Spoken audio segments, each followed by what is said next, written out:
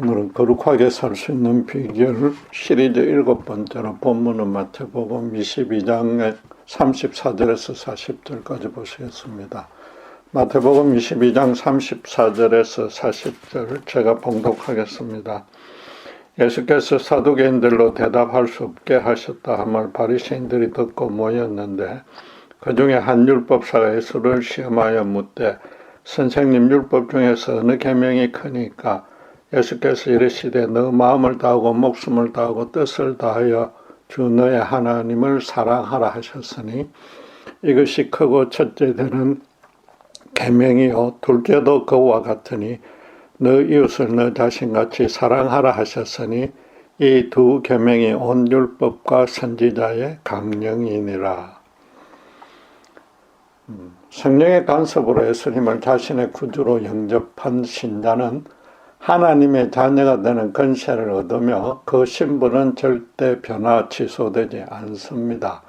그래서 성화란 신자가 하나님이 자기 친아버지요 자기는 그분의 친아들이 된 관계를 죽어서 천국 갈 때까지 잘 유지하는 것입니다. 요컨대 하나님을 평생토록 신실하게 사랑하는 것인데 신자라면 누구나 그렇게 하려고 노력합니다. 문제는 어떻게 해야 그분을 온전히 사랑하는 것인지 정확히 아는 신자가 드물다는 겁니다.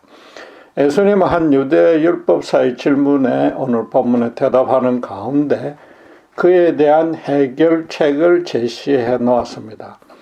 우선 주님과 율법사 사이에 이런 대화가 오고 가게 된 배경부터 알 필요가 있습니다. 이 대화는 예수님이 십자가에 달리신 그 마지막 주간에 예루살렘에 입성하여서 성전의 장사치와 한전상을 몰아낸 그 다음날 성전에서 제자들과 유대인들을 가르칠 때 있었던 일입니다. 제사장들과 장로들은 먼저 주님께 무슨 권세로 성전을 청소했는지 따졌으나 예수님은 오히려 그들이 하나님이 맡겨준 권세를 탐욕적으로 악하게 행한다고 훈계했습니다. 마태복음 21장 12절부터 23절까지의 내용인데 화가 간원들이 주님을 잡고자 했으나 예수님을 하나님이 보내신 선지자로 알고 있는 백성들이 두려워서 그 분을 참아야 했습니다. 백성들은 예수님에게 하나님이 주신 권세가 있음을 인정했으나 그 지도자들은 자기들 자존심과 욕심을 채우려고 오히려 주님을 해칠 궁리만 했던 겁니다. 그런 논쟁이 이어지다가 결국 간원 중에서 평소 바리새인과 사이가 좋지 않고 종교적으로도 반대 의견을 가진 사두개인들까지 나서서 그 본문 앞에 23절부터 33절까지 내용에 부활에 관한 질문으로 주님을 궁지에 몰아넣으려 했습니다. 사두개인들은 이 땅이 전부라고 여기므로 부활을 믿지 않았고 현실적인 형통만을 목표로 살던 자들이었습니다. 그 질문은 7 형제가 있었는데 모두 자식 없이 차례로 죽으면은 레위기 율법에 따라서 형수가 그 가문의 기업을 이어가기 위해서 시동생들과 번갈아서 재혼해야 되는데 그럼 천국에 가면 누구의 아내가 되느냐고 따진 겁니다. 모세 율법대로 하자면 부활 후 천국에서도 말도 안 되는 황당한 경우가 생기니까 부활이 없어야 타당하다는 것입니다. 그래서 주님은 그에 대해 죽은 후에는 장가도 시집도 안 가고 천사같이 되니까 이 땅에서의 관계가 전혀 문제가 되지 않는다고 답했습니다. 대신에 하나님은 죽은 자보다 산 자의 하나님이라고 대답했습니다. 여러 가지 의미가 있지만 너희 사두개인들은 마지막 심판을 믿지 않으니까 살아서도 제대로 요 하나님을 온전히 믿지 않고 순종하지 않는다고 야단친 겁니다. 이런 성전 청소 사건과 그로 인해서 벌어진 일련의 논쟁을 통해서 주님은 시종일관 그 유대 지도자들의 위선적인 통치 행태와 껍데기만 남은 형식적인 종교를 신랄하게 비난한 것입니다. 그래서 34절에 예수님의 그 추궁에 사두개인들이 대답도 하지 못했다는 말을 듣고 바리새인들끼리 모여서 의논을 했고, 그들 중에 한 율법사가 주님을 시험하려고 질문을 던진 겁니다. 근데 이 율법 중에 어느 계명이 가장 크냐는 이 질문이 어떻게 주님께 올무가 되는지 그 숨겨진 의도가 궁금합니다. 유대인들은 창세기에서 신명기까지의 모세오경 통칭 그 토라에는 무엇을 하라는 긍정적 계명이 208개, 또 무엇을 하지 말라는 부정적인 계명이 365개, 합쳐서 613개의 계명이 있다고 분류했습니다. 그리고 그 율법 계명들을 실제 삶에 적용할 수 있는 수많은 세부적인 방안으로 통칭 장로의 유전을 제정해서 지키고 있었습니다. 이 율법사는 아마도 그 모든 규정들을 가장 완벽하게 암기해서 가르치고 또 스스로 온전히 지키고 있었던 자였을 겁니다. 그래서 예수님을 자기만큼 율법을 정확히 알지도 못하고 철저하게 지키지 못하고 있다고 판단했을 겁니다. 실제로 주님과 제자들은 이미 바리새인들로부터 장로의 유전을 어긴다고 비난받고 있던 중이었습니다. 무엇보다도 예수님이 성전의 장사치와 한전상을 쫓아낸 사건을 율법에 비춰서 한번 잘잘못을 가져가 보자는 그런 의도였을 것입니다. 한전상과 재물장사치를 쫓아낸 것은 성전에서 동물 희생제사를 바친다는 율법에서 가장 중요한 계명을 위반했다는 뜻입니다. 거기다 당시 유대사회가 철저히 지켰던 안식일 규례를 예수님과 그 제자들이 밥 먹듯 위반하는 것처럼 보이니까 도대체 너희 무리가 가장 중요시하는 율법 계명은 무엇인지 한번 토론해 보자고 덤벼든 겁니다. 예수님은 신명기 6장 5절에 너 마음을 다하고 목숨을 다하고 뜻을 다하여 주 너의 하나님을 사랑하라는 것이 첫째가는 가장 큰 계명이라고선 대답했습니다. 이는 당시 유대인들의 율법에서 가장 중요하게 여기는 말씀인 그 신명기 6장 5절인데 첫 마디가 들으라고 시작하는데 그 히브리 말이 쉐마이기 때문에 쉐마라는 별칭으로 불리고 있는 겁니다. 율법사는 주님이 지금 쉐마가 가장 중요하다고 대답하리라고는 예상했을 것입니다. 그런데 신명기는 바로 이어서 그 쉐마의 말씀을 자손 대대로 가르치고 집에 문설주와 문에 써서 붙이고 그 6절에서 9절을 보면은 그 말씀을 적은 작은 두루마리를 손목과 미간에 달아야 한다고 명했습니다. 이 율법사를 비롯한 바리새인들은 예루살렘 성전에서 활동하고 있었으니까 분명히 그렇게 했을 것이나 유다 북부의 갈릴리 출신인 주님과 제자들은 아마 그러지 않았을 겁니다. 추측컨대 율법사는 예수님에게 쉐마가 가장 중요한 줄 알면서도 왜 그것을 적은 두루마리는 손목과 이마에 붙이지 않느냐고 비방하고 정죄할 작정이었을 겁니다. 말하자면 주님들은 유대교 정통파가 아니라 변방 출신의 실력 없는 랍비라고 비아냥거리고 그런 랍비 주제에 왜 성전을 청소하려고 덤벼들었나고 따질 참이었던 겁니다. 주님은 율법사의 이 여도를 꿰뚫어 아시고 곧바로 이어서 이웃을 사랑하라는 계명이 둘째로 중요하다고 대답해 주었습니다. 그 뜻은 모든 율법의 근본이 되는 십계명이 가장 중요하다는 겁니다. 아시다시피 십계명의 첫 4계명은 하나님을 섬겨야 하는 내용이고 나머지 6계명은 이웃과의 관계를 의롭게 유지하라는 내용입니다.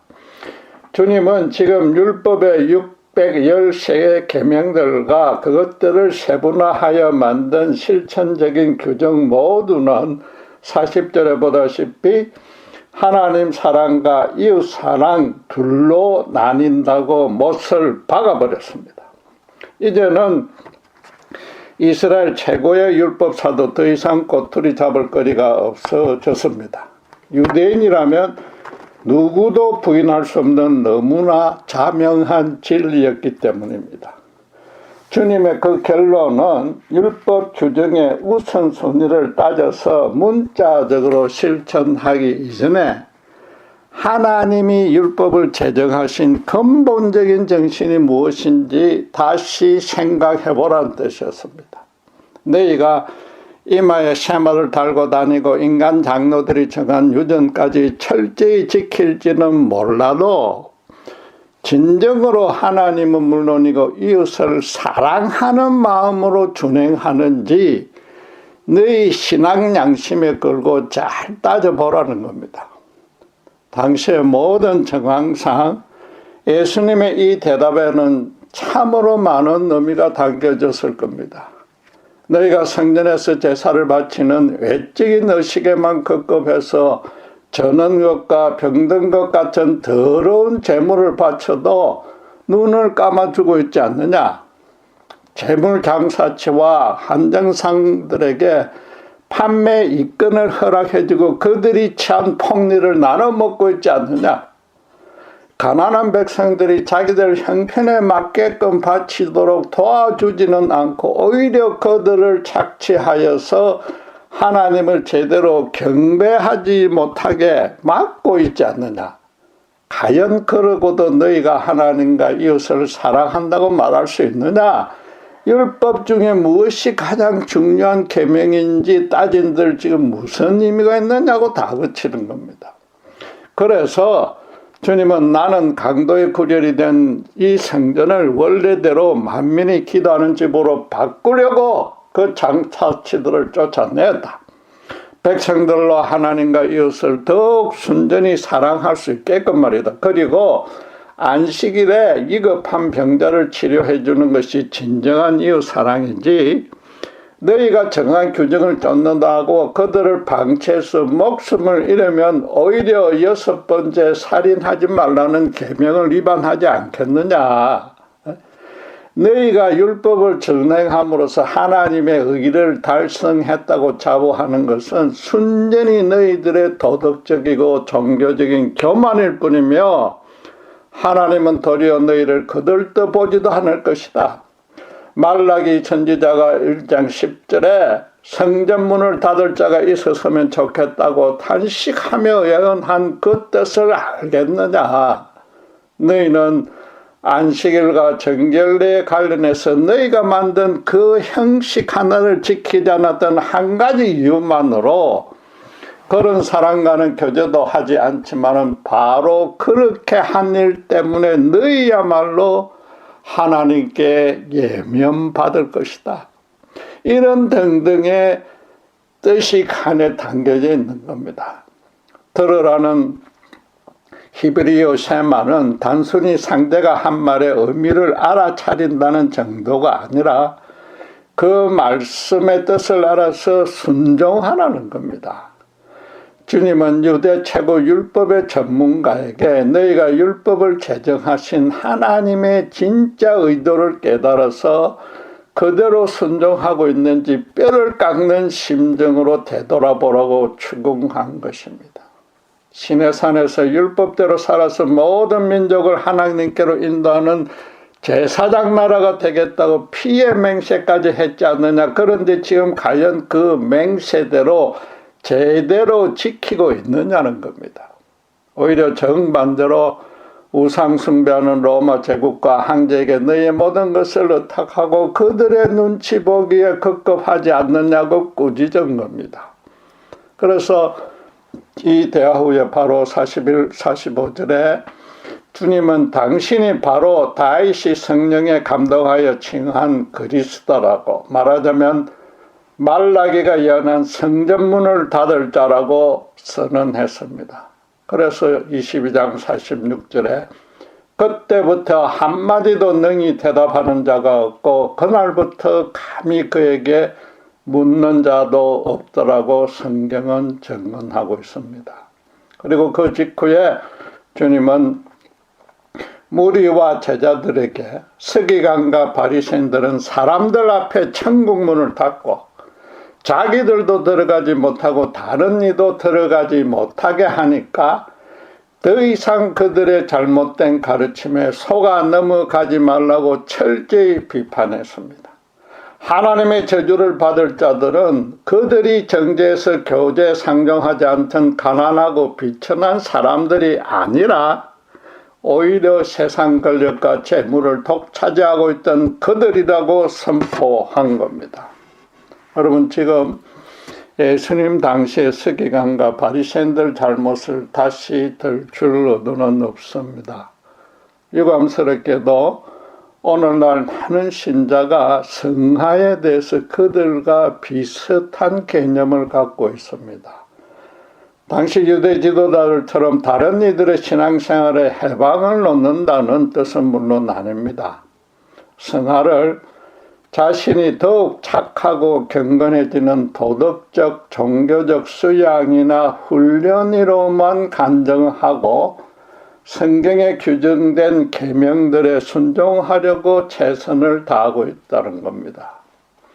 지금은 성전이 없어진 데다가 예수님의 완전한 십자가 제서로 영원한 속죄의 길이 열렸기에 히브리서 9장 9절에서 10절 말씀대로 구약의 제사법은 아무 의미가 없어졌고, 또 당시의 사회 환경과 열악한 위생 상황에 맞춘 여러 시민권과 정결례 등도 지킬 필요가 없어졌습니다. 그래도 솔로몬 션펠터라는 신학자는 아직도 기독교인이 꼭 지켜야 할 율법으로 긍정적인 계명이 33개, 부정적인 계명이 135개 도합 168개가 남아있다고 분석했습니다. 물론 그 계명들을 우리가 다 기억하고서 매 상황에 일일이 맞춰서 실천할 수는 없을 겁니다. 그러나 단지 교회에서 설교나 성경 공부로 배운 내용들도 삶에 실현하지 못해서 쩔쩔맵니다. 그래서 성화에 나는 매번 실패하는 온전한 신자가 아닌가 보다, 제대로 구원받지도 못했는 것 아닌가 식으로 한탄합니다. 더 큰 문제는 예수님의 본문 가르침대로 그 계명들을 주신 하나님의 정신도 모르고 있다는 겁니다. 지금 성경은 사실상 성화를 이웃사랑이라고 규정한 셈인데, 성화를 그런 방식으로 실천하려는 자는 아마 거의 없을 것입니다.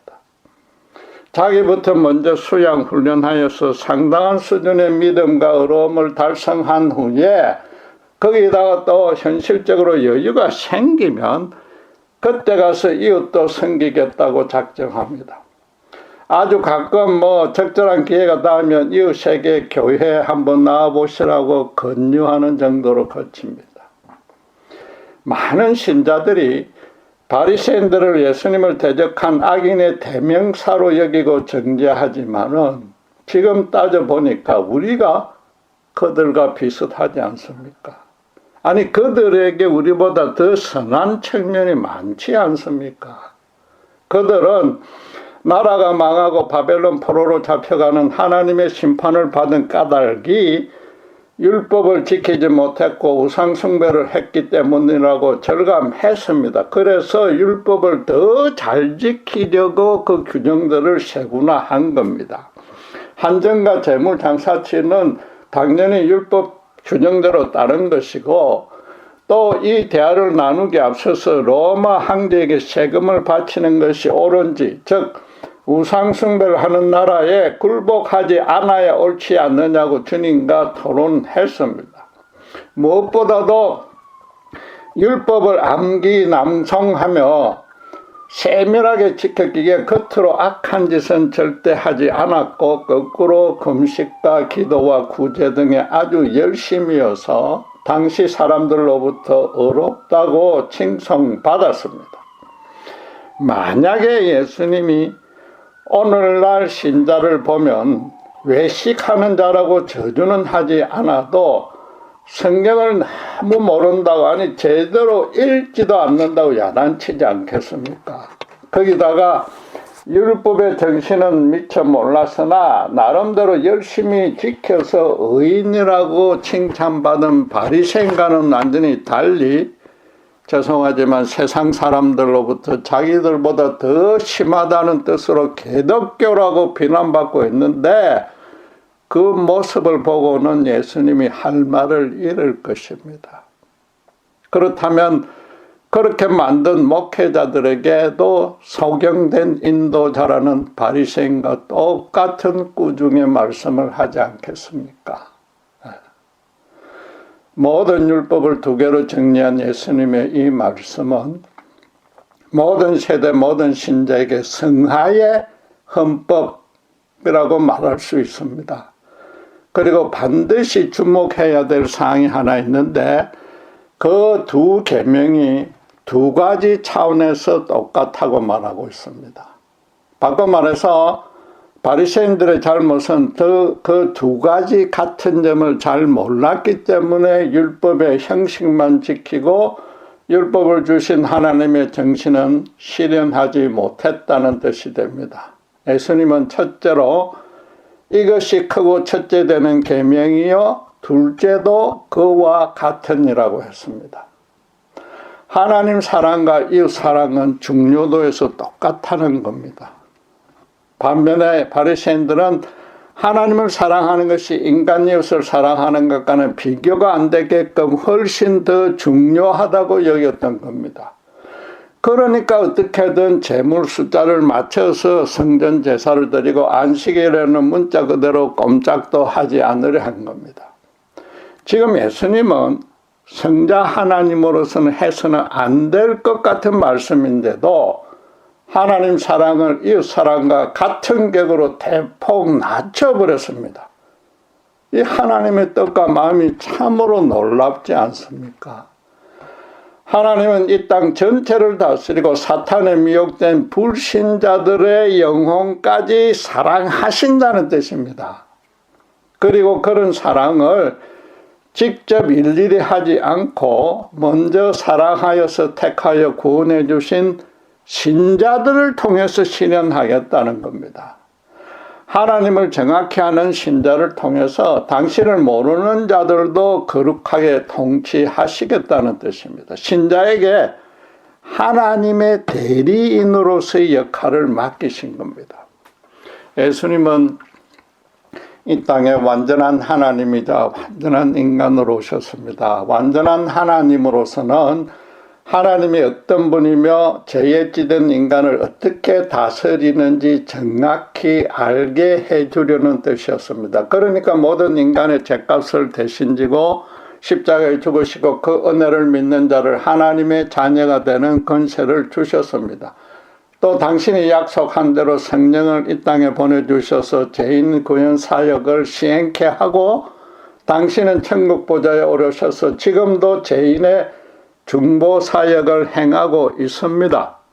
또 반면에 완전한 인간으로 오신 주님은 십자가에 드러난 하나님의 그 사랑을 아는 자라면은 어떻게 살아야 하는지, 즉 성화를 어떻게 이루어야 하는지 정확히 당신의 삶으로 실천해 보여주셨습니다. 세상 어떤 이도 인간이 만든 규정으로 차별받아서는 안 되며 특별히 그런 것들이 하나님의 구원에 절대로 어떤 기준이 될 수 없음을 보여주었습니다. 장로의 유전에 따라 죄인이라고 선고하여 교제 상종도 하지 않던 이들을 주님은 오히려 먼저 찾아가서 사랑으로 섬기며 치유, 회복, 구원해 주었습니다. 한마디로 하나님을 사랑하는 자라면 내 자신 성령의 역사로 자연히 이웃을 사랑할 수밖에 없기에 신자들의 이웃을 어떻게 사랑하는지를 실제로 가르쳐 당신의 삶으로 가르쳐 준 겁니다. 그런데 사실은 아브라함을 믿음의 조상으로 불러낼 때부터 이미 율법의 이 두 정신을 분명히 밝혔습니다. 창세기 12장 3절에 너를 축복하는 자에게는 내가 복을 내리고 너를 저주하는 자에게는 내가 저주하리니 땅의 모든 족속이 너로 말미암아 복을 얻을 것이라 하신지라. 하나님을 아는 아브라함들로 다른 이를 사랑해서 그들도 당신을 알게 하라는 뜻입니다. 그 뜻을 모세에게 율법을 수여할 때 제사장 나라 언약으로 다시 확인시켰습니다. 지금 예수님은 유대인들을 대표해서 따지러 온 율법사에게 너희가 하나님의 택한 백성이 되고 할례를 하고 율법을 받은 가장 첫째 가는 목적이자 축복이 무엇이었는지 다시 분명히 기억하라는 겁니다. 요컨대 너희처럼 하나님 사랑과 이웃 사랑을 절대로 분리해서는 안 되며 둘 중 하나만 혹은 더 우선으로 실천해서도 안 된다는 겁니다. 그러나 너무나 안타깝게도 오늘날도 교회를 섬기는 것이 신자가 행할 최우선적인 의무라고 가르치는 목회자들이 꽤 있습니다. 교회에 충성하지 않으면 나머지 무엇을 해도 아무런 형통이 없다고까지 말합니다. 교회를 섬김에 따라 현실적 축복도 달라진다고 하면서 일주일의 삶이 주일 하루를 위해서 있어야 한다고 말합니다. 주일 내내 깽판 쳐도 주일 하루 교회에서 회개 기도하고 헌금 많이 하고 교회 봉사하면 다 깨끗이 씻어지고 복을 받는다는 그런 식입니다. 물론 오해는 마셔야 합니다. 신자라면 주일 성수를 빠뜨리지 않고 경건하게 지켜야 합니다. 교회에서는 진심으로 하나님께 예배드리고 찬양 기도해야 됩니다. 소속된 교회의 직분을 맡아서 성실히 봉사하고 성도들을 섬겨야 합니다. 그러나 그 하루는 엄격히 말해서 나머지 6일간 가정과 직장과 사회에서 이웃을 사랑하기 위해서 있는 겁니다. 주일은 복의 근원이 되어서 제사장 나라의 직분을 잘 감당하기 위해서 훈련받는 날이지 주일 자체가 나아가서 교회가 신앙의 목적이자 전부가 되어서는 절대로 안 됩니다. 바리새인들과 똑같은 잘못을 범하는 셈입니다. 예수님이 둘째로 바리새인들은 서로 다르다고 생각했지만 똑같다고 가르친 것은 무엇입니까? 너 이웃을 너 자신같이 사랑하라고 하셨습니다. 이웃을 사랑하는 내용과 방식이 자기를 사랑하는 내용과 방식과 똑같아야지 서로 달라서는 안 된다는 겁니다.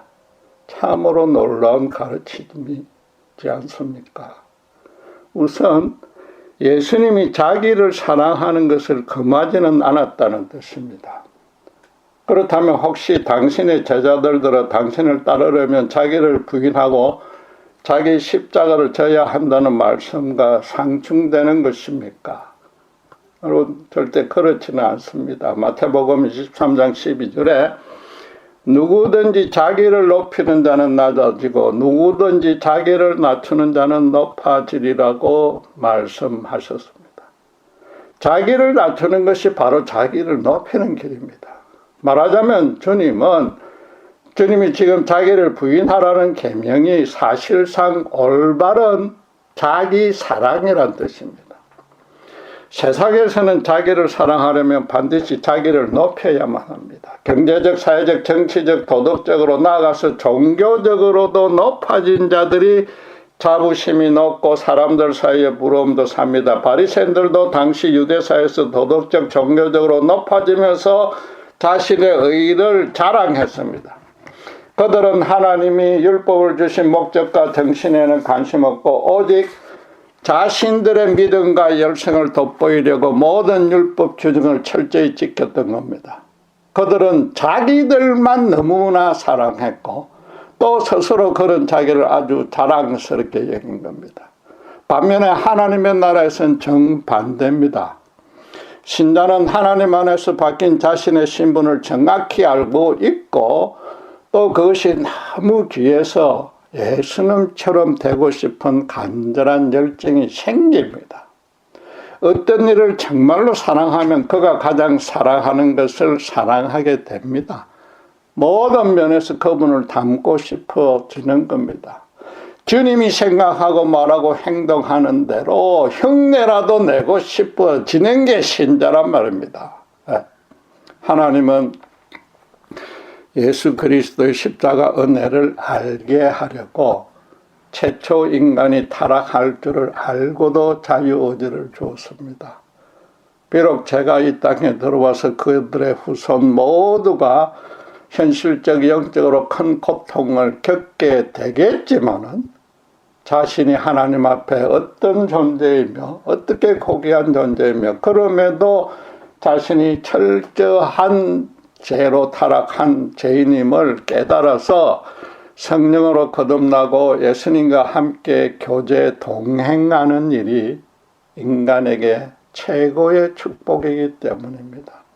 그래서 골로새서 1장 16절은 만물이 그에게서 창조되되 하늘과 땅에서 보이는 것들과 보이지 않는 것들과 혹은 왕권들이나 주권들이나 통치자들이나 권세들이나 만물이 다 그로 말미암고 그를 위하여 창조되었다고 선언하는 겁니다.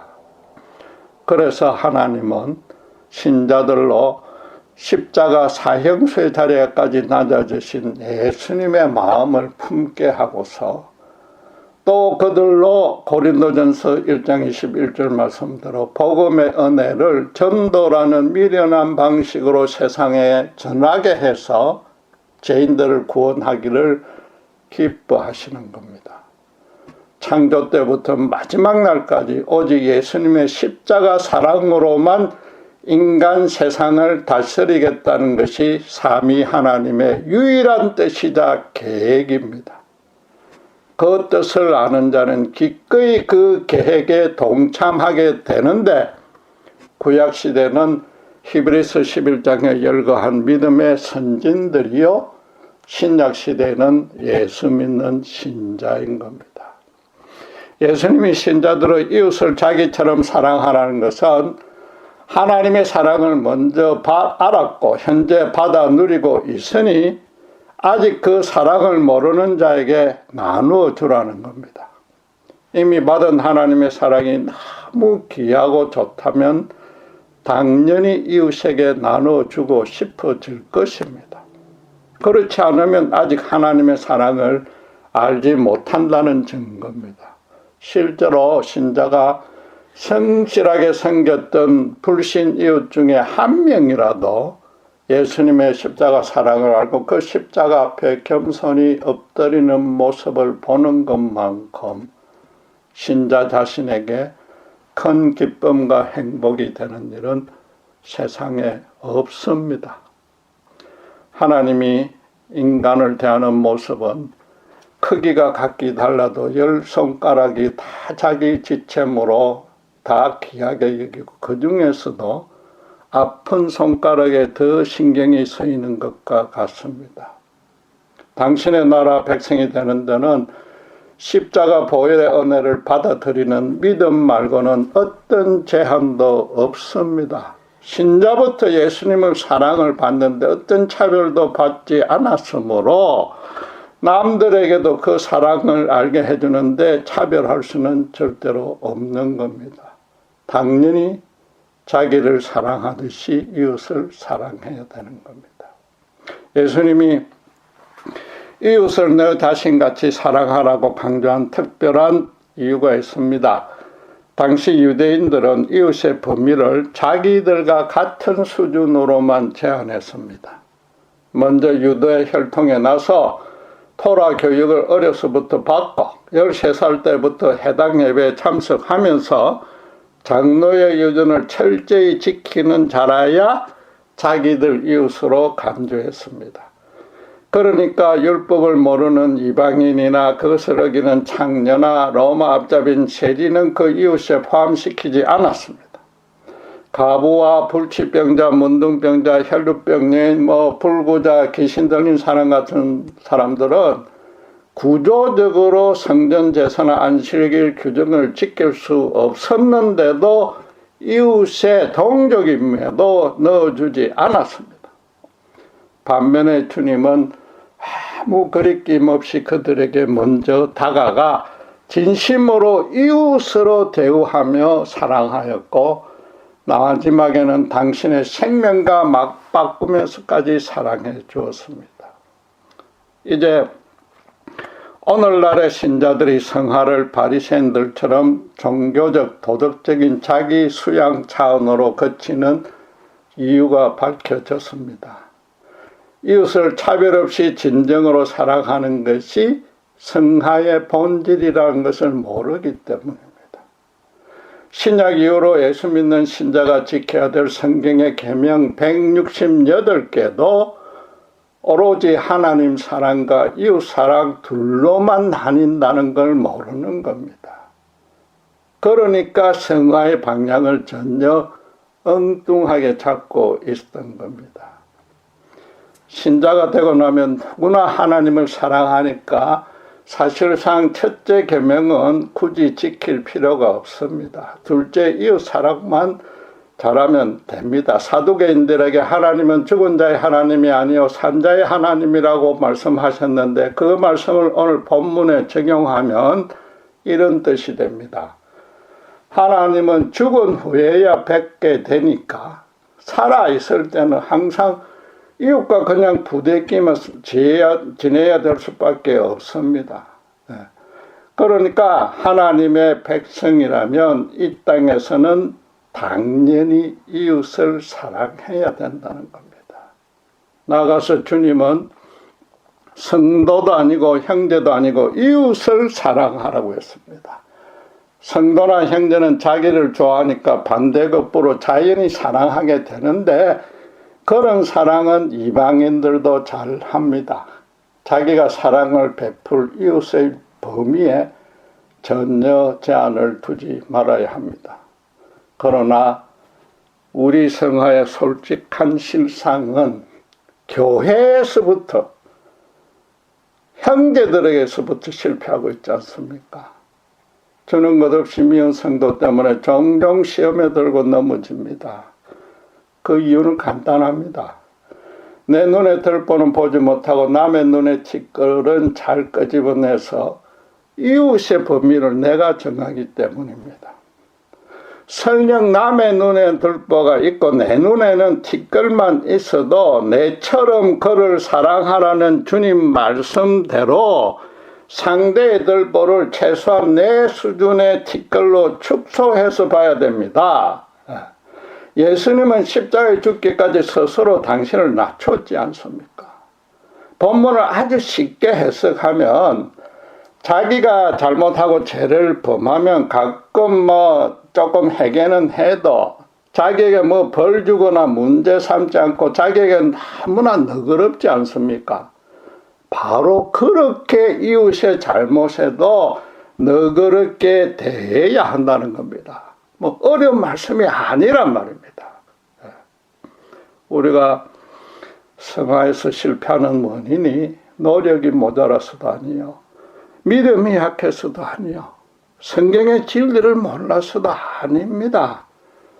신자가 지켜야 될 계명을 일일이 세어보지는 않았어도 대충 무엇인지 다 압니다.